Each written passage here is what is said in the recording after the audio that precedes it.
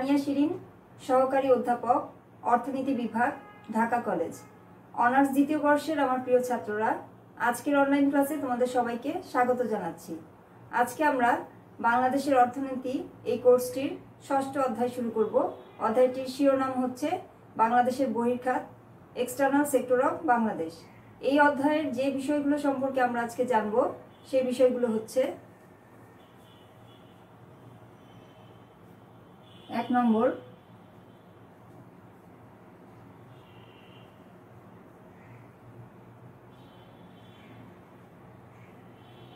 লেনদেনের ভারসাম্য কি। 2 নম্বর,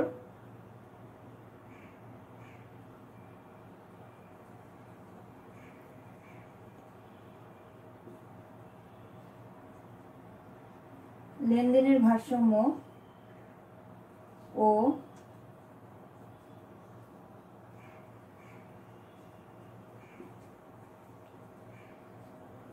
বাণিজ্যের ভারসাম্যের মধ্যে পার্থক্য।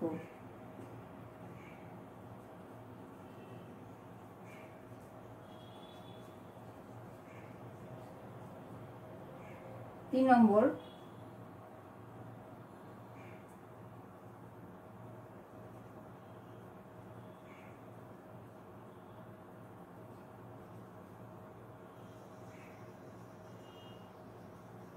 লেনদেনের ভারসাম্যের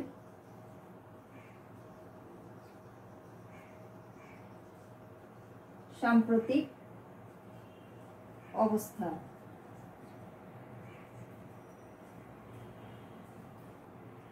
প্রথমে আমরা জানব লেনদেনের ভারসাম্য বা ব্যালেন্স অফ পেমেন্ট কি। কোন দেশের লেনদেনের ভারসাম্য বলতে একটি নির্দিষ্ট সময়ে, সাধারণত 1 বছরে, একটি দেশের অধিবাসীদের সাথে পৃথিবীর অন্যান্য দেশের অধিবাসীদের সকল প্রকার অর্থনৈতিক লেনদেনের রীতিবদ্ধ বিবরণীকে বোঝায়। এখানে অধিবাসী বলতে শুধু ব্যক্তি নয়, বরং সরকার ও ফার্ম এগুলোকেও বুঝিয়ে থাকে। একটি দেশের লেনদেনের ভারসাম্য হিসেবে বিদেশিদের নিকট থেকে প্রাপ্তি এবং পরিশোধ এই উভয়ই অন্তর্ভুক্ত করা হয়। বিদেশিদের নিকট থেকে যে কোনো প্রাপ্তিকে লেনদেনের ভারসাম্য হিসেবে জমা হিসেবে অন্তর্ভুক্ত করা হয়। এটিতে একটা ধনাত্মক চিহ্ন বা প্লাস চিহ্ন দেওয়া হয়। আবার বিদেশিদেরকে যে কোনো পরিশোধের ক্ষেত্রে লেনদেনের ভারসাম্য হিসেবে এটি খরচ খাতে অন্তর্ভুক্ত করা হয়। এটাতে ঋণাত্মক চিহ্ন দেওয়া হয়, অর্থাৎ একটা মাইনাস চিহ্ন দিয়ে এটাকে লেনদেনের ভারসাম্য হিসেবে অন্তর্ভুক্ত করা হয়। লেনদেনের ভারসাম্য হিসাবকে মূলত 4টি খাতে ভাগ করা হয়ে থাকে: চলতি হিসাব, মূলধন হিসাব, পরিসংখ্যানগত ভুল ত্রুটি এবং বৈদেশিক মুদ্রার মজুদের পরিবর্তন। আমরা এই 4টি ধাপ সম্পর্কে বিস্তারিত জানব।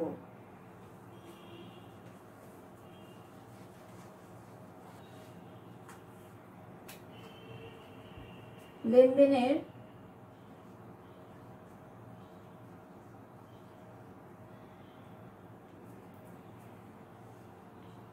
ভারসাম্য হিসাবকে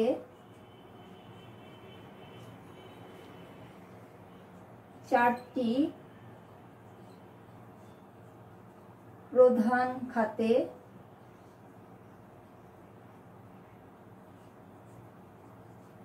ভাগ করা হয়েছে।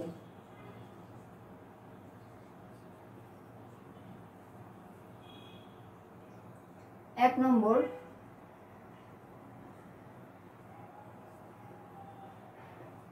চলতি হিসাব।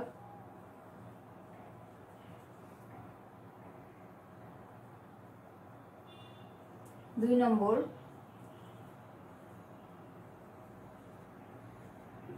মূলধন হিসাব। 3 নম্বর,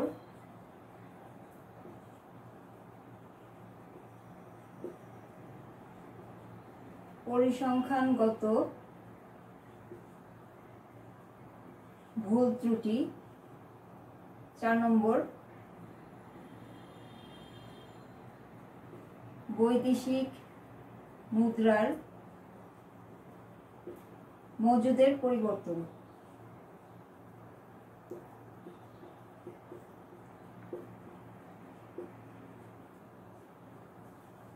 আমাদের 1 নম্বর পয়েন্ট হচ্ছে চলতি হিসাব বা কারেন্ট অ্যাকাউন্ট।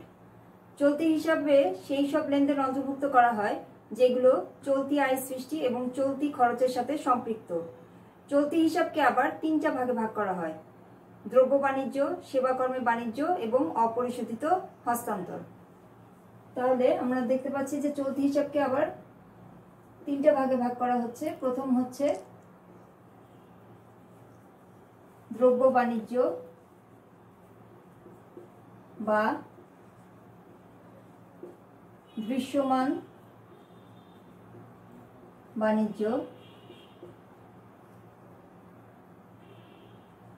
খ সেবা কর্মে বাণিজ্য বা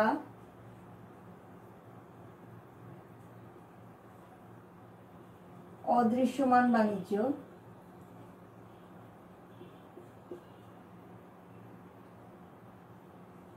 গ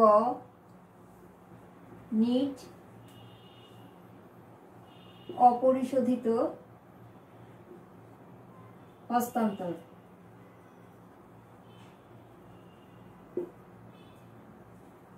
চলতি হিসাবের আমাদের প্রথম পয়েন্টটা হচ্ছে দ্রব্য বাণিজ্য বা দৃশ্যমান বাণিজ্য। আন্তর্জাতিক সীমানা অতিক্রম করার সময় যে সকল বস্তু দেখা যায় বা স্পর্শ করা যায় সেগুলো মূলত এই দ্রব্য বাণিজ্যের অন্তর্ভুক্ত। দ্রব্য রপ্তানির ক্ষেত্রে সেটাকে ধনাত্মক বিষয় হিসেবে অন্তর্ভুক্ত করা হয় এবং দ্রব্যের আমদানিকে ঋণাত্মক বিষয় হিসেবে অন্তর্ভুক্ত করা হয়। দ্রব্যের রপ্তানি এফওবি ভিত্তিতে হিসাব করা হয়। এফওবি হচ্ছে ফ্রি অন বোর্ড, অর্থাৎ দ্রব্যের দামের মধ্যে পরিবহন খরচ এবং ইন্স্যুরেন্স খরচ অন্তর্ভুক্ত করা হয় না। কিন্তু আমদানি সিআইএফ ভিত্তিতে হিসাব করা হয়। সিআইএফ হচ্ছে কস্ট, ইন্স্যুরেন্স অ্যান্ড ফ্রাইট, অর্থাৎ দামের মধ্যে পরিবহন খরচ এবং ইন্স্যুরেন্স খরচও অন্তর্ভুক্ত করা হয়। এই এফওবি এবং সিআইএফ এই দুটোই হচ্ছে ইন্টারন্যাশনাল শিপিং এগ্রিমেন্ট। এফওবি আমি একবার বলেছি যে এফওবি হচ্ছে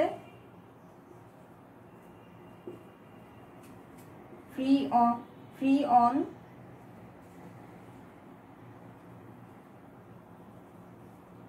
বোর্ড এবং সিআইএফ হচ্ছে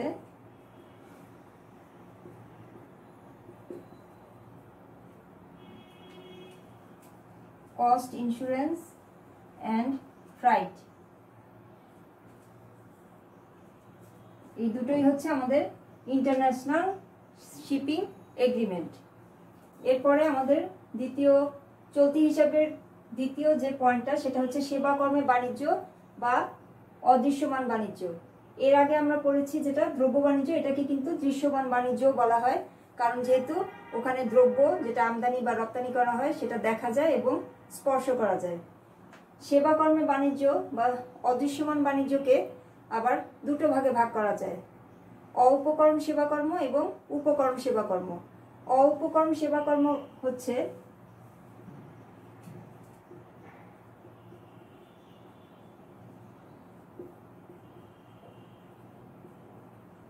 অউপকর্ম সেবাকর্মের উদাহরণগুলো হচ্ছে জাহাজ ভাড়া,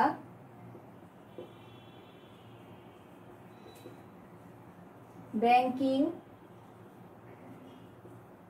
ও ইন্স্যুরেন্স সেবা এবং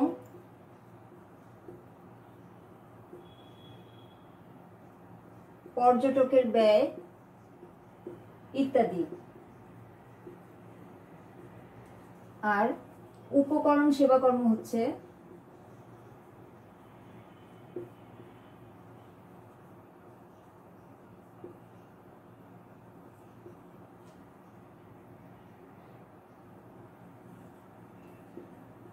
সুদ, মুনাফা এবং লভ্যাংশ, যা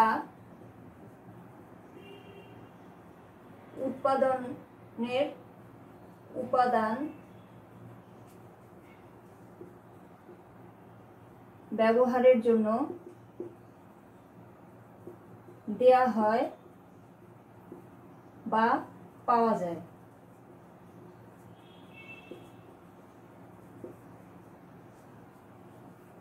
তাহলে আমরা দেখতে পাচ্ছি যে সেবা কর্মে বাণিজ্যকে দুটো ভাগে ভাগ করা হচ্ছে, একটা হচ্ছে অউপকরণ সেবা কর্ম আর একটা হচ্ছে উপকরণ সেবা কর্ম।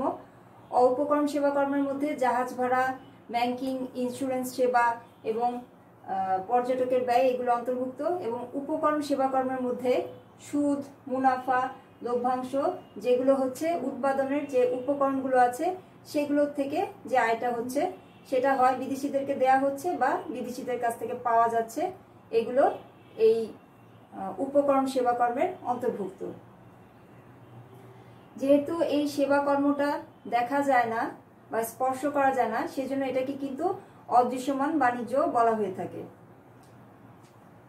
এরপরে আমাদের পয়েন্ট হচ্ছে নিট অপরিশোধিত হস্তান্তর। এ ধরনের হস্তান্তর বলতে আসলে ওই বিষয়গুলোকে বোঝায় যেগুলো একটা দেশের অধিবাসীরা বিনামূল্যে পেয়ে থাকে এবং যা তাদেরকে ভবিষ্যতে প্রদানও করতে হয় না। এর উদাহরণগুলো হচ্ছে যে বিদেশ থেকে শ্রমিকরা যে টাকাটা পাঠাচ্ছে সেটা, এছাড়া বিদেশ থেকে যে সাহায্য পাচ্ছে যেটা আর ফেরত দিতে হচ্ছে না, এটা হচ্ছে এই দুটো একটা উদাহরণ, যেটা হচ্ছে অপরিশোধিত হস্তান্তর। আমি উদাহরণগুলো একটু লিখে দিচ্ছি। অপরিশোধিত হস্তান্তরের উদাহরণ হচ্ছে বিদেশে কর্মরত শ্রমিকের অর্থ প্রেরণ,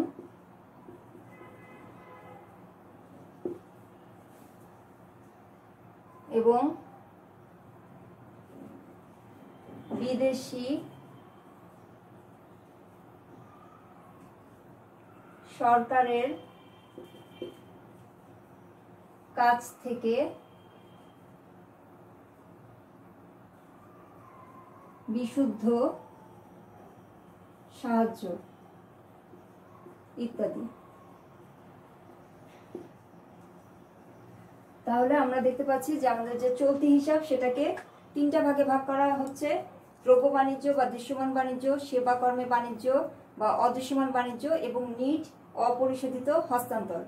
এখানে একটু লক্ষণীয় যে এই যে দ্রব্য বাণিজ্য বা দৃশ্যমান বাণিজ্য, এটাকে মূলত বলা হয়ে থাকে বাণিজ্যের ভারসাম্য।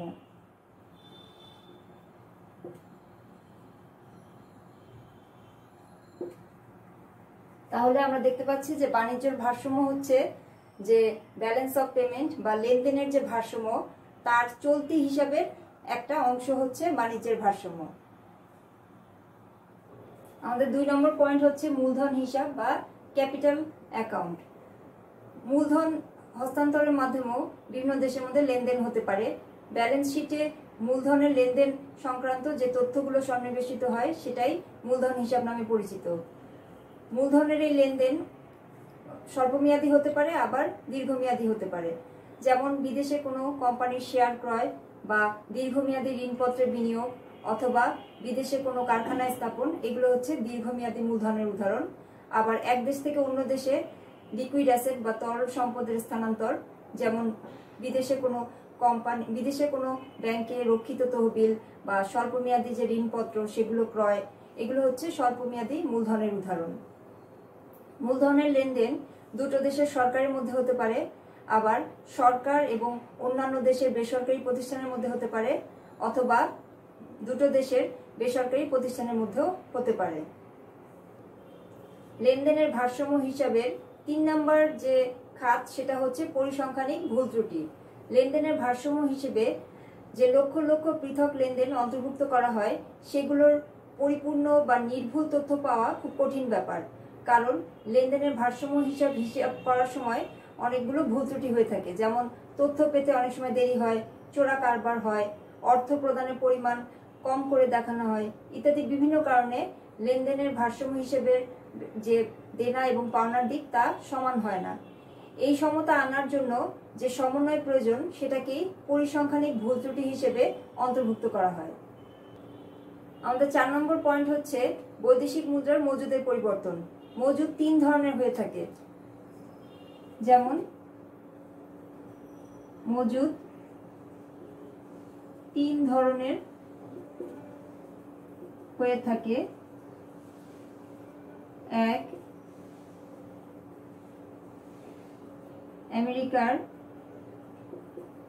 ডলার। দুই, সোনা।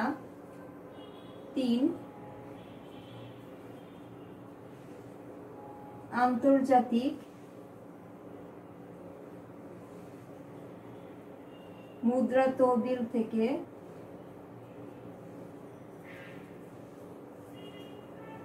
ঋণকৃত এসডিআর। এসডিআর হচ্ছে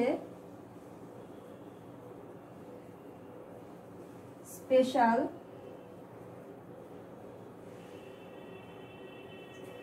ড্রয়িং রাইটস, অর্থাৎ মুদ্রার মজুদ তিন ধরনের হতে পারে। একটা হচ্ছে আমেরিকার ডলার, সোনা, আর একটা হচ্ছে আন্তর্জাতিক মুদ্রা তহবিল থেকে ঋণকৃত এসডিআর।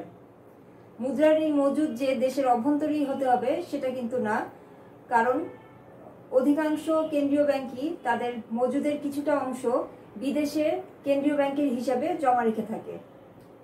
এবং এই যে বৈদেশিক মুদ্রার মজুদের পরিবর্তন এবং অন্যান্য খাতগুলোর যে নিট মূল্যের যে তারতম্য, সেটাই মূলত পরিসংখ্যানগত ভুল ত্রুটি হিসেবে শনাক্ত করা হয়ে থাকে। এবং লেনদেনের ভারসাম্য হিসেবের এই চারটা খাতের যোগফল যাতে শূন্য হয় সেভাবেই এটা করা হয়ে থাকে। অর্থাৎ লেনদেনের ভারসাম্য হিসাব এমনভাবে করা হয় যাতে এই চারটা খাতের যোগফল শূন্য হয়। আমরা এখন লেনদেনের ভারসাম্য এবং বাণিজ্যের ভারসাম্যের মধ্যে পার্থক্য সম্পর্কে জানব। একটু আগে আমরা লেনদেনের ভারসাম্যের যে খাতগুলো সেগুলো সম্পর্কে আমরা জেনেছি। সেখানে আমরা দেখেছি যে লেনদেনের ভারসাম্যের যে চলতি হিসাব, তার যে প্রথম যে খাতটা দ্রব্য বাণিজ্য বা দৃশ্যমান বাণিজ্য, সেটাই হচ্ছে মূলত বাণিজ্যের ভারসাম্য। এখন আরো এই বিষয়গুলো আমরা বিস্তারিতভাবে জানবো। আমি লেনদেনের ভারসাম্য এবং বাণিজ্যের ভারসাম্যের যে পার্থক্য, এগুলো খুব ছোট ছোট পয়েন্ট আকারে তোমাদেরকে লিখে দিচ্ছি।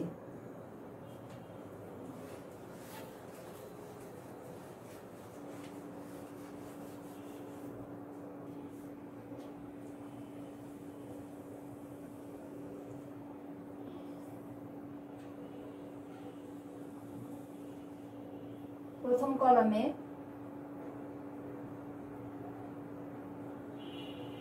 পার্থক্যের বিষয়,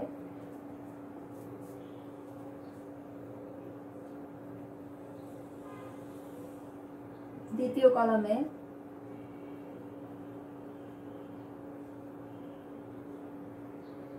বাণিজ্য ভারসাম্য, তৃতীয় কলামে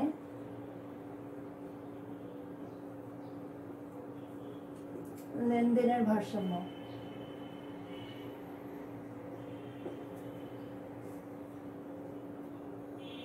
এটা হচ্ছে ব্যালেন্স অফ ট্রেড।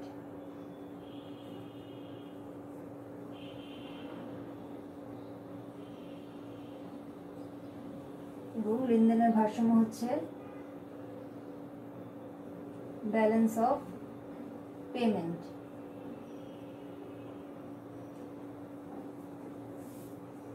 এক নম্বর পার্থক্যের বিষয় হচ্ছে সংজ্ঞাগত।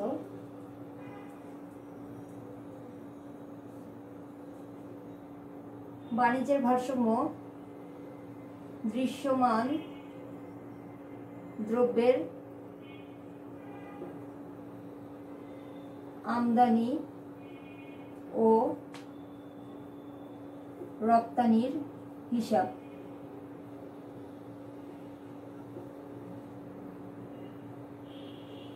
অন্যদিকে লেনদেনের ভারসাম্য হচ্ছে দৃশ্যমান ও অদৃশ্যমান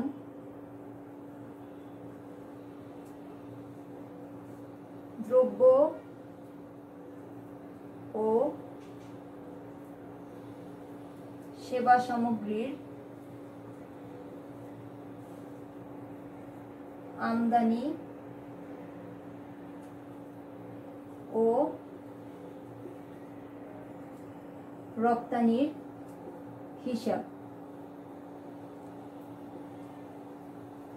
2 নম্বর পার্থক্যের বিষয় হচ্ছে আওতাগত। যেহেতু বাণিজ্যের ভারসাম্য হচ্ছে লেনদেন ভারসাম্যের একটা অংশ, তাই বাণিজ্যের ভারসাম্যের আওতা হচ্ছে ছোট,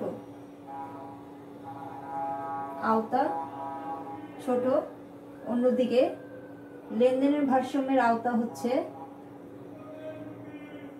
বড় বা ব্যাপক।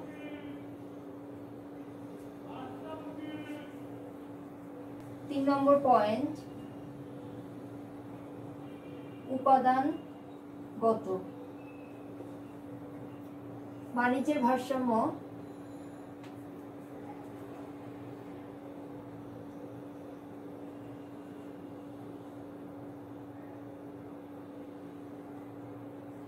শুধুমাত্র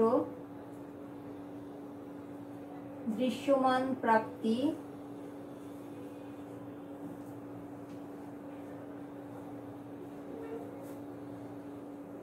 ও খরচের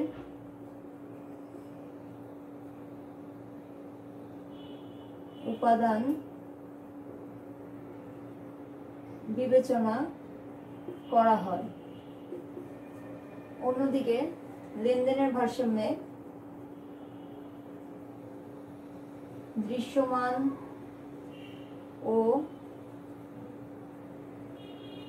অদৃশ্যমান উভয় প্রাপ্তি ও খরচের উপাদান বিবেচনা করা হয়। 4 নম্বর পয়েন্ট হচ্ছে অবস্থাগত।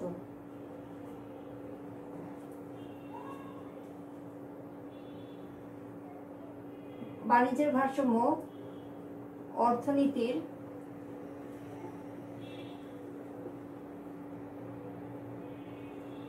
আংশিক অবস্থা প্রকাশ করে। অন্যদিকে লেনদেনের ভারসাম্য অর্থনীতির সার্বিক চিত্র প্রকাশ করে। 5 নম্বর পয়েন্ট হচ্ছে হিসাবগত।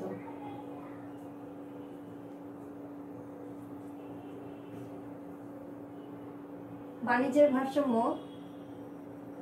হিসাবগত সমতা নাও আসতে পারে। অর্থাৎ বাণিজ্যের ভারসাম্যের ক্ষেত্রে দৃশ্যমান রপ্তানি বা আমদানি যে সমান হবে সেটা কিন্তু বলা যায় না, কিন্তু লেনদেনের ভারসাম্যের ক্ষেত্রে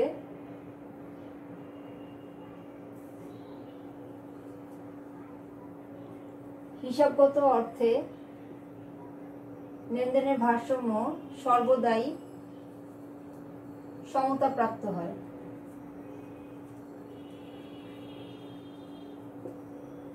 অর্থাৎ লেনদেনের ভারসাম্যকে সব সময় সমান করা হয়ে থাকে। 6 নম্বর পয়েন্ট হচ্ছে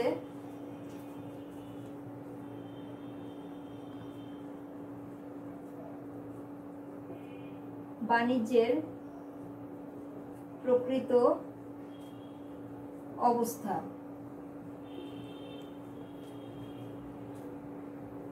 বাণিজ্যের ভারসাম্যের মাধ্যমে আন্তর্জাতিক বাণিজ্যের প্রকৃত অবস্থা জানা যায় না, কিন্তু লেনদেনের ভারসাম্যের মাধ্যমে আন্তর্জাতিক বাণিজ্যের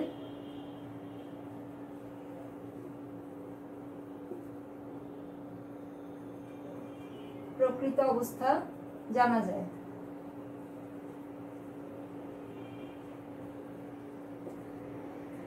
7 নম্বর পয়েন্ট হচ্ছে সূত্রগত।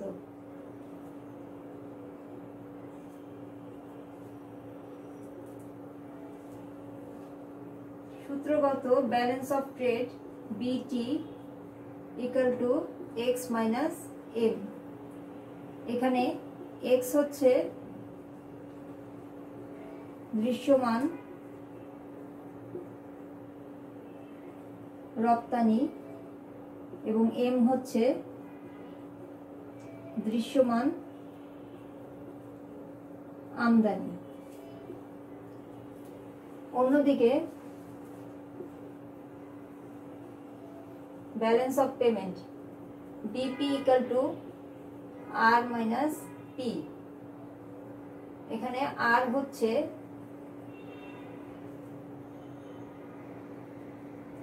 দেশি নাগরিকদের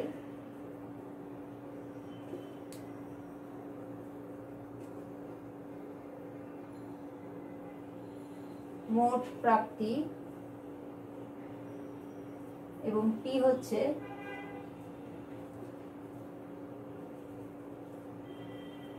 দেশি নাগরিকদের পরিশোধ।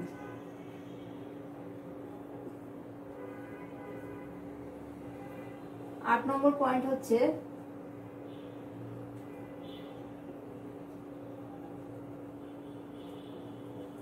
অর্থনৈতিক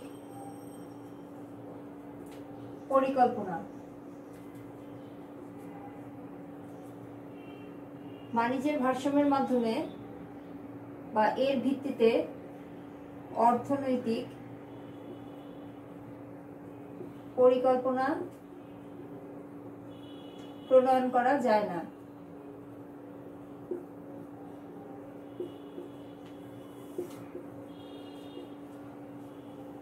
কিন্তু লেনদেনের ভারসাম্য হিসাবে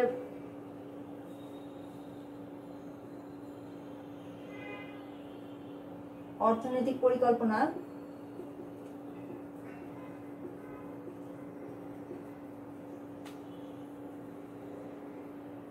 প্রণয়ন করা যায়। 9 নম্বর পয়েন্ট হচ্ছে অর্থনৈতিক উন্নয়ন।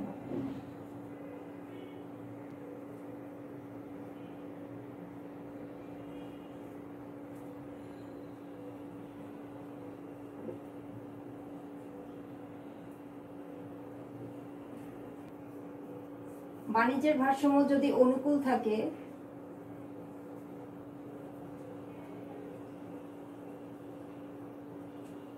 তাহলে অর্থনৈতিক উন্নয়ন হয়েছে এটা বলা যায় না।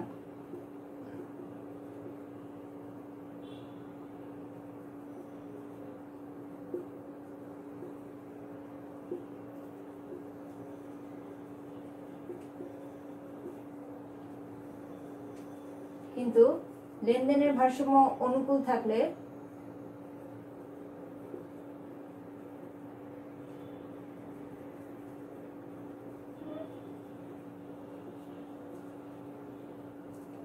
অর্থনৈতিক উন্নয়ন হয়েছে বলা যায়। আমাদের 10 নম্বর পয়েন্ট হচ্ছে অর্থনৈতিক অবস্থা।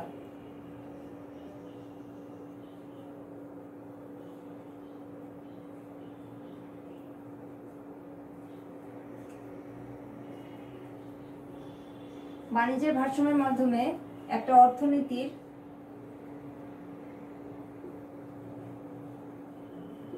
প্রকৃত অবস্থা জানা যায় না, কিন্তু লেনদেনের ভারসাম্যের মাধ্যমে অর্থনীতির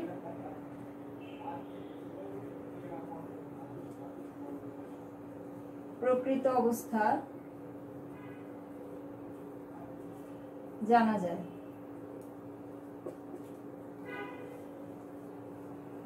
তাহলে এই হচ্ছে আমাদের লেনদেনের ভারসাম্য এবং বাণিজ্যের ভারসাম্যের মধ্যে পার্থক্যগুলো। এই পার্থক্য থেকে আমরা বুঝতে পারছি যে বাণিজ্যের ভারসাম্য হচ্ছে লেনদেনের ভারসাম্যের একটা অংশ, অর্থাৎ বাণিজ্যের ভারসাম্যের মাধ্যমে আমরা একটা দেশের অর্থনীতির আংশিক চিত্র পাই। যদিও এটা একটা দেশের অর্থনীতির আংশিক চিত্র দিচ্ছে, তাও এটি কিন্তু অনেক গুরুত্বপূর্ণ।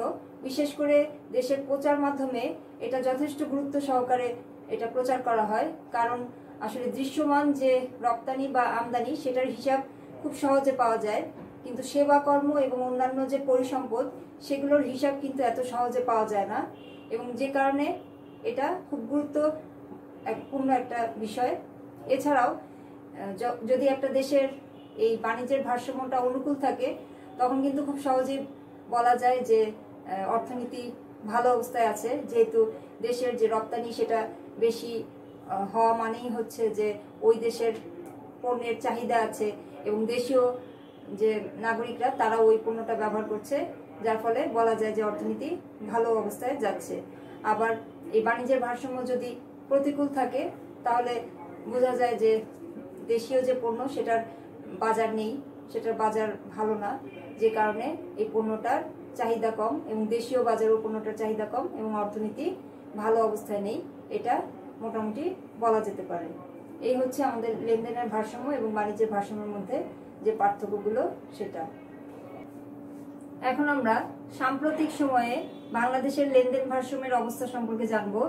2020-21 অর্থ বছরের জুলাই থেকে ডিসেম্বরে বাণিজ্য ঘাটতির পরিমাণ ছিল 646 কোটি 50 লাখ ডলার, যেটা এর আগের বছরের তুলনায় 176 কোটি ডলার কম। 19-20 অর্থ বছরের এই সময়ে বাণিজ্য ঘাটতির পরিমাণ ছিল 822 কোটি ডলার।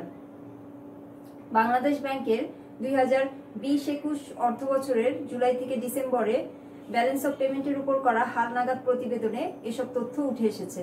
আমদানি রপ্তানির উপর মূলত বাণিজ্য ঘাটতি নির্ভর করে। মহামারীর কারণে আমদানি রপ্তানিতে তেমন গতি ছিল না, তবে রেমিটেন্সের পরিমাণ বেড়েছে এবং বিশ্ববাজারে জ্বালানি তেলের দাম কম থাকায় বাণিজ্য ঘাটতি কম হয়েছে এবং লেনদেন ভারসাম্যও উদ্বৃত্ত হয়েছে। এটা বর্তমান পরিস্থিতিতে ইতিবাচক হলেও এখনো বিশ্ববাজার কিন্তু স্বাভাবিক অবস্থায় আসেনি। তাই আগামীতে রপ্তানি বাড়ানোটা একটা বড় চ্যালেঞ্জ হবে, কারণ বিভিন্ন শিল্পের উৎপাদন কমে গেছে, অনেক শিল্প প্রতিষ্ঠান বন্ধ হয়ে গেছে, নতুন করে বিনিয়োগও হচ্ছে না, যে কারণে মূলধনী যন্ত্রপাতি এবং শিল্পের কাঁচামাল সহ অন্যান্য পণ্যের আমদানিও কমে গেছে, যেটা খুবই উদ্বেগের বিষয়। তাই বিনিয়োগ বাড়াতে হবে, বিনিয়োগ বাড়াতে পারলে রপ্তানি পরিমাণও বাড়বে এবং অর্থনীতিও উন্নত হবে। এ কারণে করোনার এই ক্ষতিটা পুনরুদ্ধার করার জন্য প্রণোদনা এবং নীতি সহায়তাটা বাড়াতে হবে। এই হচ্ছে আমাদের লেনদেন ভারসাম্যের বর্তমান অবস্থা। আশা করছি যে তোমরা বুঝতে পেরেছো। আজকে এই পর্যন্তই। আগামী ক্লাস দেখার জন্য সবাইকে আমন্ত্রণ রইল। ধন্যবাদ সবাইকে।